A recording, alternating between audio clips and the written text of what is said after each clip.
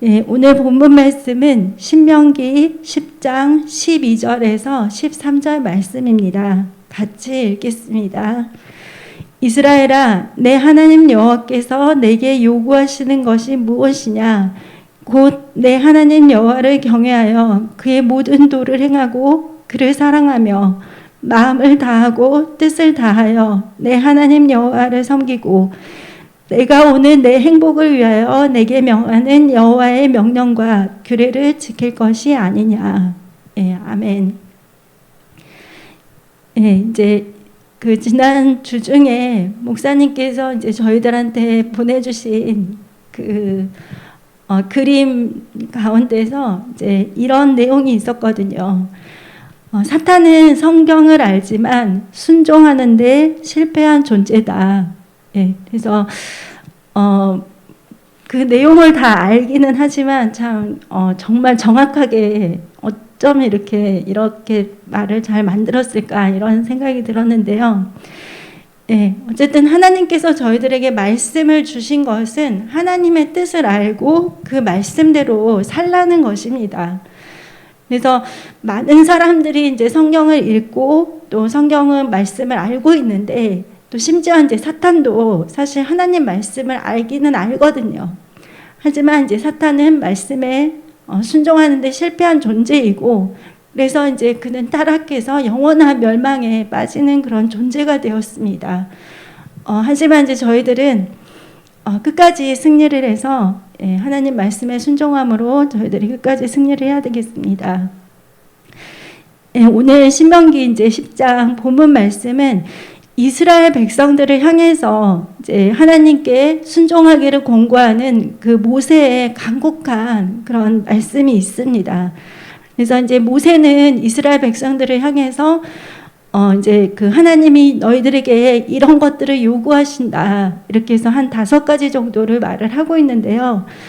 예, 첫 번째는 이번 주에도 그랬고 지난 주에도 그랬고 목사님께서도 계속 강조를 하셨던 것이 하나님을 경외해야 되는 것입니다.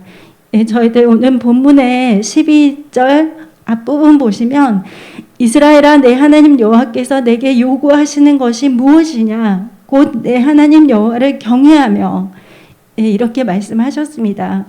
그래서 사실 이 경외하는 믿음만 있다면 우리의 신앙생활은 정말 승리할 수밖에 없고, 또 이 경외함으로 하나님이 주시는 은혜와 축복은 너무너무 많이 있습니다. 그래서 이 경외라는 의미를 보면은 이제 공경하고 또 두려워하는 감정을 갖는 것을 의미하는데, 이제 이 두려움은 사실 뭐 공포심은 아니죠.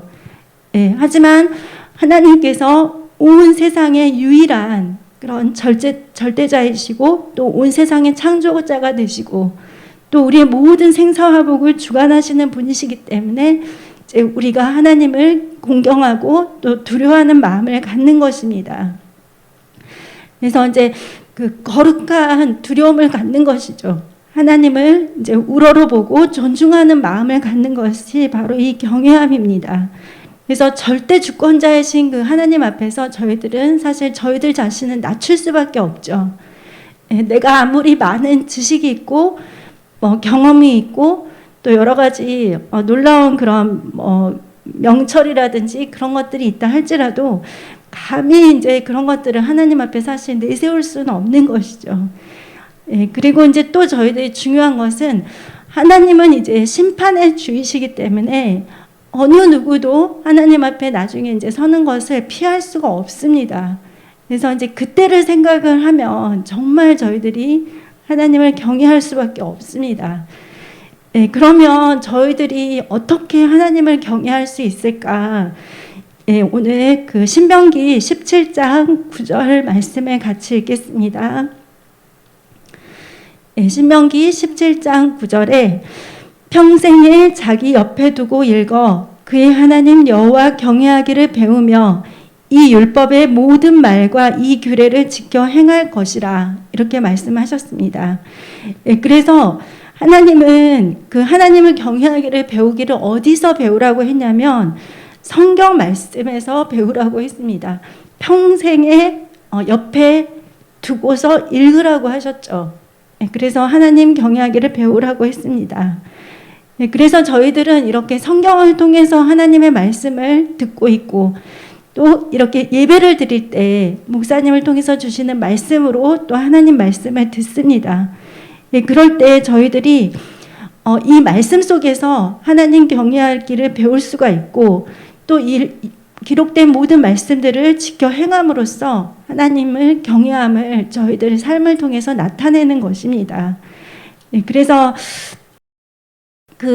무디라는 사람이 정말 미국을 복음화하는데 정말 놀라운 그 일을 한 무디라는 사람이 이제 처음에 거듭난 후에 하나님 앞에 온전하게 살기로 이제 결단을 하고 이제 신앙생활을 이제 하는데 초반에 굉장히 많이 이 사람이 이렇게 넘어졌다고 해요.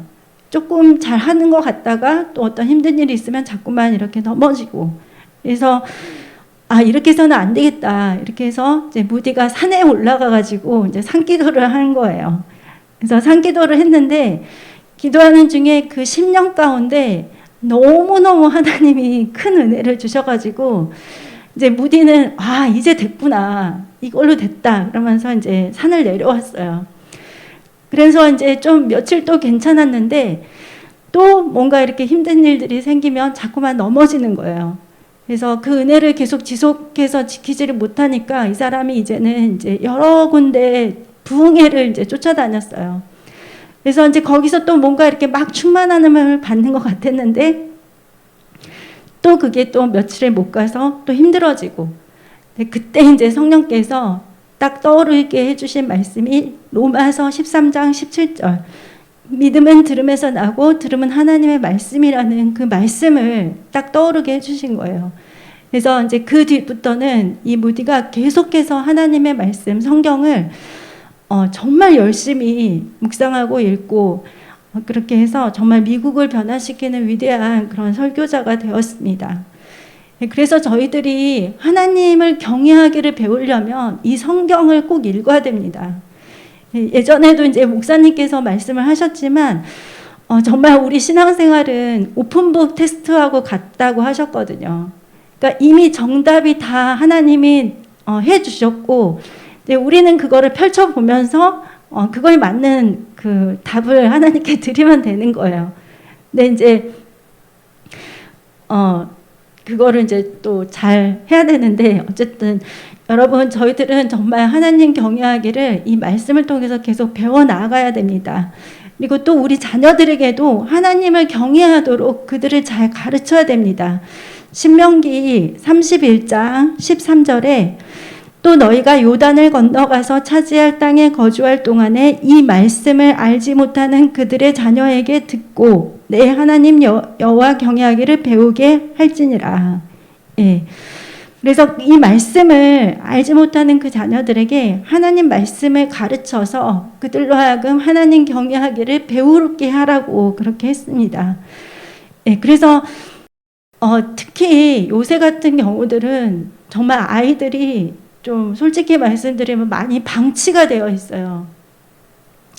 그러니까 학교에 가면은 어떤 일정한 시간 동안 선생님께서 이제 그 아이들을 좀 지도하고 이렇게 해서 이제 여러 가지 것들이 되는데 계속해서 영상으로만 이렇게 하다 보니까 이 아이들이 정말 제대로 수업을 하는지, 아니면 또 이 아이들에게 필요한 그런 중요한 피드백들을 선생님들이 바로바로 주지를 못하니까 이제 좀 약간 그것도 그렇고, 그리고 이제 부모님이 항상 집안에 같이 계시는 경우들은 상관이 없는데 또 그렇지 못한 경우들은 그 나머지 시간은 그냥 프리인 거예요, 프리. 그러니까 학원을 가는 친구들도 있지만 또 그렇지 않은 친구들도 있거든요.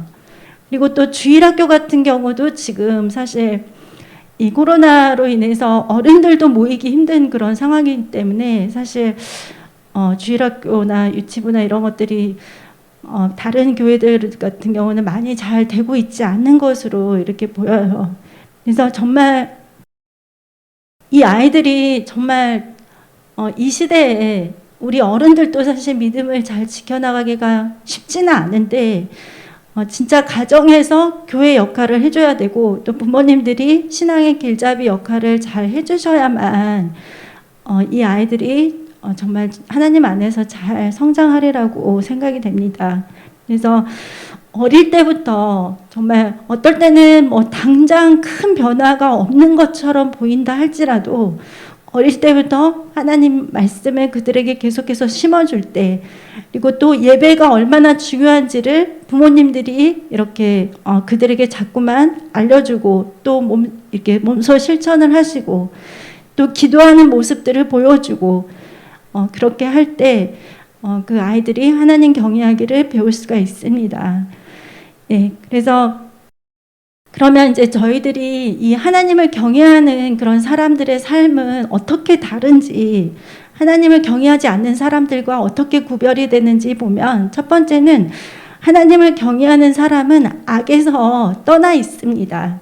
예, 잠언 16장 6절에 인자와 진리로 인하여 죄악이 속하게 되고 여호와를 경외함으로 말미암아 악에서 떠나게 되느니라. 아멘. 그래서 하나님을 경외하게 되면 이 악에서 떠나게 되는 것이죠. 악이라는 것, 또 죄라는 것들은 하나님 말씀에서 벗어난 것들이죠. 예, 그리고 마귀에게 더 가까운 영역들이고, 그래서 하나님을 경외하면 그런 것들에서 저희들이 벗어날 수가 있습니다. 예, 그리고 두 번째는 하나님을 경외하는 사람들은 세상과 구별된 삶을 삽니다. 예. 그 사도행전 10장 1절에서 2절 말씀을 같이 보시면, 가이사랴에 고넬료라는 사람이 있으니 이달리아 부대라는 군대의 백부장이라. 그가 경건하여 온 지방과 더불어 하나님을 경외하며 백성을 많이 구제하고 하나님께 항상 기도하더니. 이 고넬료는 사실 이렇게 살 필요는 없었어요. 하지만 이 사람이 하나님을 알게 되었고 하나님을 경외했기 때문에 백성을 구제하고 항상 하나님께 기도하고, 그리고 또 하나님과 항상 친밀한 교제를 하고 있었기 때문에 하나님 주시는 음성을 들었죠. 그래서 베드로를 초청을 해서 이렇게 예배를 드릴 수가 있었고 성령을 받게 되었죠. 그래서 정말 하나님을 경외하는 사람은 정말 그 당시에 로마가 강대국이었고 또 성적으로 굉장히 타락한 그런 나라였는데 그들과는 완전히 구별된 그런 삶을 살면서 기도하고 구제에 힘쓰는 그런 믿음의 삶을 살았습니다. 그래서 하나님을 경외하는 사람들은 이렇게 세상과 구별된 삶을 살 수밖에 없습니다.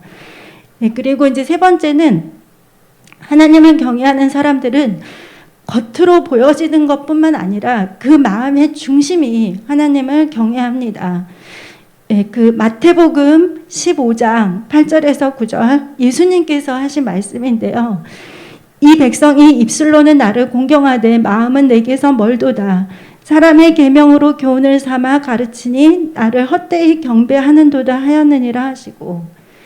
그래서 그 정말 그 외모만, 그러니까 마음의 중심이 하나님을 경외하거나 사랑함이 없이 그냥 사람들의 그 계명만을 지키는 데 급급한 그 바리새인과 서기관들을 향해서 예수님께서 이렇게 말씀을 하셨거든요. 마음이 멀리 떠나 있다고. 그래서 그거를 뭐라고 하셨냐면 나를 헛되이 경배한다고 이렇게 말씀하셨습니다. 그러니까 내가 몸이 여기 와 있어도 마음이 하나님으로부터 떠나 있다면 그거는 헛된 경배가 되는 것입니다. 그래서 사실 어떻게 생각해 보면 일주일에 그 7일 동안에 이 주일은 딱 하루이고, 그다음에 이제 예배 시간 정해진 시간이 거의 1시간 반 정도가 되는데, 이제 사람들은 그 시간 동안도 하나님께 다 집중을 하느냐, 이제 그거는 자기 자신이 하나님 안에서 잘 점검을 해보시면 되겠죠. 그래서 우리가 아무리 입술로 하나님을 공경한다고 해도 우리 마음이 하나님으로부터 떨어져 있다면, 멀리 떠나 있다면 그것은 하나님이 받지 않으시는 그런 헛된 경배가 되는 것입니다. 그래서 우리 마음의 중심이 정말 하나님을 경외해야 되고요. 그리고 네 번째는 하나님을 경외하는 사람은 반드시 그 결산의 때를 생각을 합니다. 고린도후서 5장 10절에 이는 우리가 다 반드시 그리스도의 심판대 앞에 나타나게 되어 각각 선악간에 그 몸으로 행한 것을 따라 받으려 함이라. 예. 정말 그 결산의 때를 생각을 한다면 저희들이 하루하루 살면서 죄를 남기고 살 수가 없겠죠. 예. 그래서 우리 교회 주일학교 초등학교 3학년 어떤 학생이, 제가 지난번에도 말씀드렸는지 모르겠는데 자기는 항상 그렇게 기도를 한대요. 제가 지금까지 지었던 모든 죄를 용서해 달라고 항상 맨날 그렇게 기도를 한다는 거예요. 근데 이제 그거를 목사님 통해서 들으니까 그 부모님이 그렇게 기도를 한다고 하는데 저도 그걸 딱 생각해 보니까 예전에 같이 셀그룹을 했던 그러니까 그 주일학생의 어머니를 전도했던 그 친구분도 항상 그 셀그룹에서 그렇게 기도를 했었던 거가 생각이 나더라고요. 그래서 부모님의 그 믿음을 또 아이들이 이렇게 또 본받고, 또 전도를 했던 그 사람의 믿음을 그 전도를 받은 사람이 또 그렇게 본받고, 그래서 하나님 앞에 설 거를 생각을 하니까 죄를 가지고는 천국 갈 수가 없잖아요. 그리고 또 죄를 가지고 하나님 앞에 서게 되면 그거 안 되니까 정말 이제 그 경외하는 마음이 사실 그 안에 있는 것이죠. 그래서 하나님을 경외하는 사람은 그 결산의 때를 생각하기 때문에 시간이나 또 모든 삶에 있어서 또 성실하고 또 충성되게 임할 수밖에 없겠죠. 그래서 여러분 정말 하나님을 경외하는 데 성공하면 너무나 많은 축복들이 이 성경에 기록이 되어 있습니다. 그래서 너무 많아서 제가 몇 개만 추려왔는데 나중에 이제 한번 그 성경 이렇게 사이트 들어가셔가지고 경외라는 글자를 쳐보시기만 하셔도 너무 많아요. 너무 많아요. 그래서 하나님을 경외하면 잠언 19장 23절에 생명에 이르게 되고 족하게 지내고 재앙을 당하지 않습니다. 또 전도서 8장 2절에 경외하는 자들이 잘 되고요. 시편 34편 9절에 경외하는 자에게는 부족함이 없습니다. 잠언 28장 14절에 경외하는 자에게는 복이 있고, 또 잠언 22장 4절에 경외하는 자들에게 겸손과 경외함으로 재물 영광 생명이 보상에 있고, 또 시편 25편 12절에 경외하는 자에게는 택할 길을 가르쳐 주시고, 또 잠언 10장 27절에 경외하는 자는 장수하게 되고, 또 출애굽기 1장 흥왕하게 되고, 또 너무 많아요. 하나님을 경외하는 자들의 소원을 또 이루어 주시고, 말라기서 4장 2절에는 하나님을 경외하는 자에게는 치유와 강선이 비춰 주십니다. 그래서 이 모든 것들이 하나님을 경외할 때 주시는 축복입니다. 그러니까 정말 신앙생활을 하나님 경외하는 것만 정말 잘 하셔도 정말 잘 이기고 승리할 수 있습니다. 그리고 이제 오늘 말씀에 하나님께서 나에게 요구하시는 것, 첫 번째는 하나님 경외해야 된다는 것, 두 번째는 그의 모든 도를 행하라고 하셨습니다. 이 도는 이제 한자어인데 길도자죠. 그래서 길이요 진리요 생명 되신 분이 바로 예수님이신데, 예수님은 또 말씀이시죠. 그래서 그의 모든 도를 행하라는 것은 바로 하나님의 말씀을 다 행하라는 것입니다. 저희들이 이제 전도서 12장 13절 말씀 같이 보시면,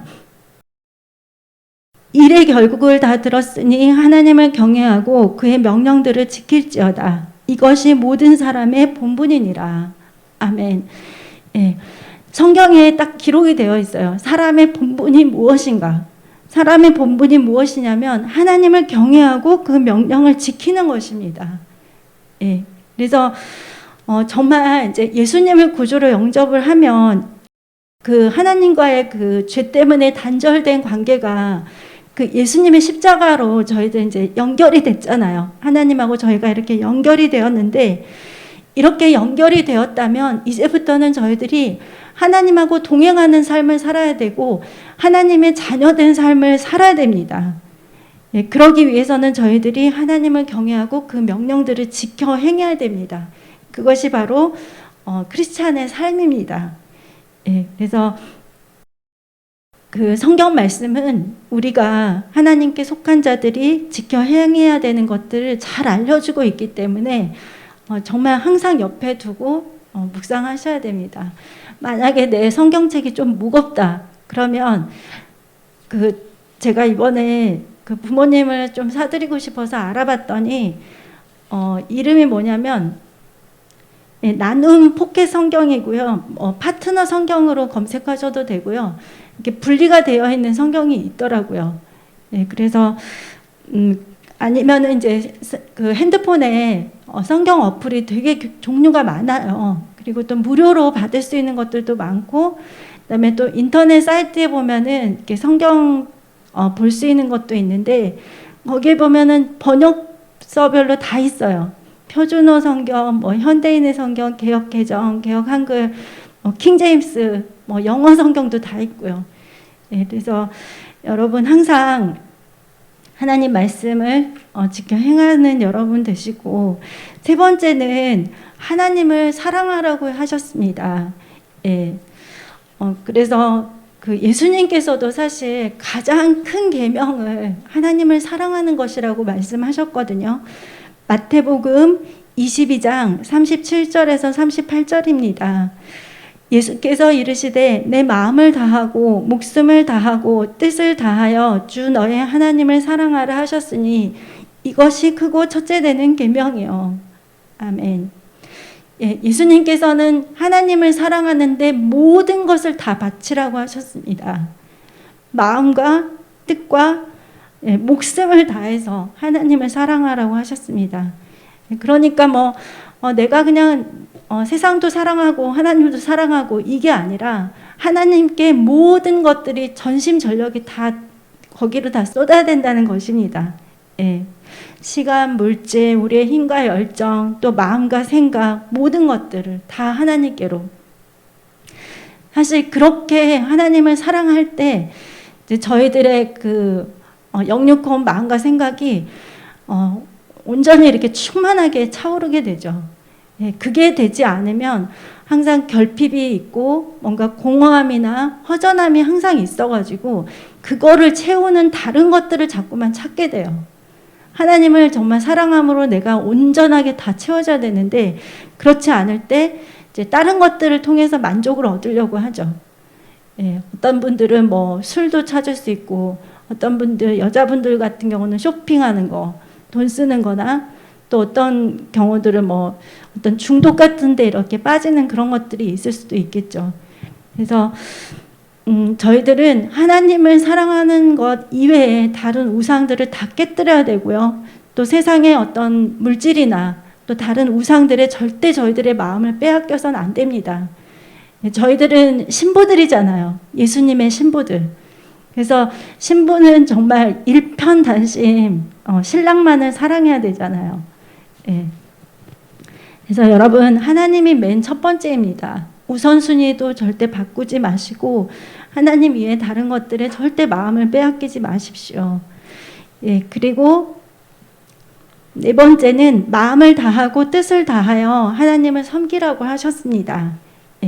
그게 오늘 말씀에, 본문 말씀에 신명기 10장 12절 마지막 부분, 마음을 다하고 뜻을 다하여 내 하나님 여호와를 섬기고, 이 섬긴다는 것은 이제 영어로 하면은 서비스가 되는데, 사실 이거는 봉사한다는 그런 의미도 있지만 이 서비스라는 그 단어에는 예배드린다는 그런 의미도 있습니다.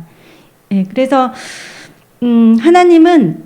하나님을 섬기되 마음을 다하고 뜻을 다해서 하나님을 섬기라고 하셨습니다. 그래서 저희들이 봉사를 할 때도, 예배를 드릴 때도 마음을 다하고 뜻을 다 해야 되겠죠. 예전에 이제 체코가 아직 공산 치하에 있을 때 거기서 이제 요셉 케이보라는 목사님이 굉장히 유명한 분이 계셨어요. 근데 이제 이분이 어릴 때 이제 공산 치하에 있었는데, 아버지는 공산주의를 가르치는 교사였는데 이제 어머니는 굉장히 신실한 크리스찬이셨어요. 그래서 이제 이들은, 어머니하고 이제 이 요셉은 주일날 아침에 기차를 타고 가는데 3시간을 타고 갔대요. 3시간을 기차를 타고 이제 프라하로 가가지고 교회에서 2시간 30분 동안 첫 번째 예배를 이제 드리는 거예요. 그리고 나서 이제 밖에 나가서 공원에서 점심을 먹고 또 다시 교회 가서 2시간 30분 예배, 두 번째 예배를 드리는 거예요. 그리고 예배를 마치면 이제 3시간 기차를 타고 다시 이제 집으로 향했다는 것이죠. 사실 이제 뭐 북한처럼 그렇게는 하지 않았기 때문에 이렇게 예배 드릴 수 있는 또 환경이 허락되었었겠지만 어쨌든 3시간 왕복 6시간이잖아요. 왔다 갔다 하는 시간만 6시간이고 예배 드리는 시간만 5시간이죠. 그래서 하루에 주일에 11시간을 하나님께 예배 드리는데 그렇게 자신의 모든 시간과 그 모든 것들을 하나님께 이렇게 헌신해서 드렸다는 것입니다.